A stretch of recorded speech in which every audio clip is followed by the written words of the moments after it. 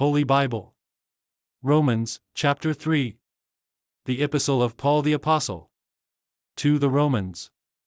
Man is not justified by the law of Moses, he is justified through righteousness, which comes through faith in Christ, made possible through Christ's atoning sacrifice.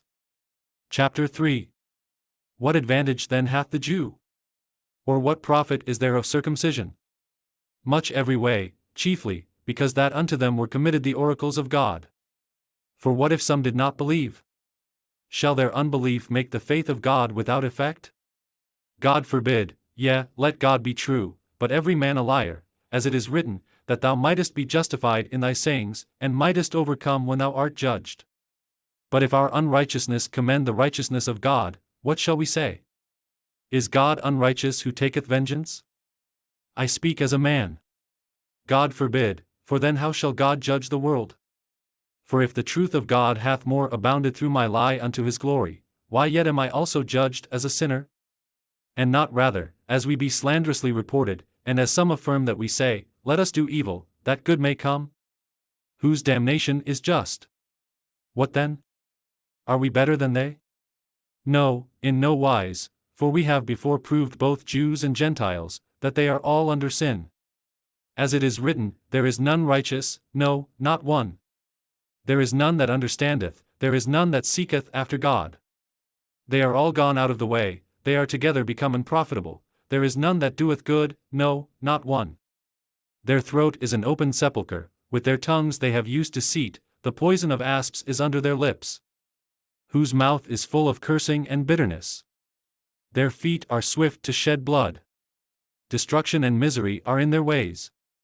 And the way of peace have they not known.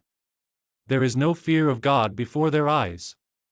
Now we know that what things soever the law saith, it saith to them who are under the law, that every mouth may be stopped, and all the world may become guilty before God. Therefore by the deeds of the law there shall no flesh be justified in his sight, for by the law is the knowledge of sin. But now the righteousness of God without the law is manifested, being witnessed by the law and the prophets.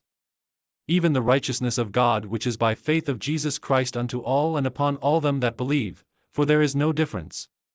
For all have sinned, and come short of the glory of God. Being justified freely by his grace through the redemption that is in Christ Jesus.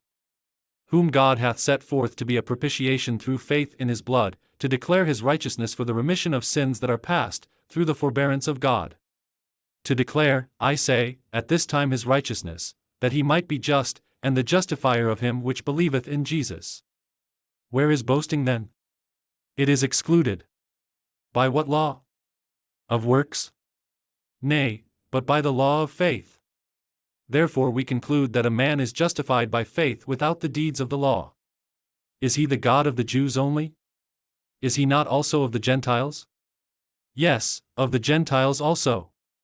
Seeing it is one God, which shall justify the circumcision by faith, and uncircumcision through faith. Do we then make void the law through faith? God forbid, yea, we establish the law.